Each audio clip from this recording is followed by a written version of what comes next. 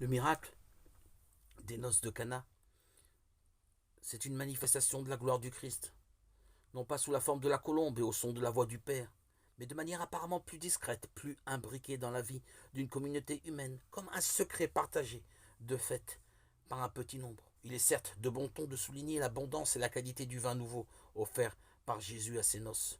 Mais cette générosité est le mode même selon lequel Dieu crée, à l'origine des temps, l'inimaginable profusion de vie du jardin dans lequel l'homme fut créé, et ce don atteint son sommet dans l'offrande du Fils en sacrifice pour le rachat de cet homme déjà si généreusement doté par son Créateur.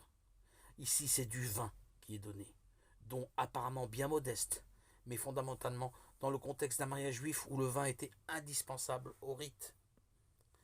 La figure de Marie apparaît comme jouant un rôle essentiel, bien loin du personnage discret, effacé, voire résigné devant le comportement parfois étrange de son fils, que certains commentaires se complaisent à accentuer.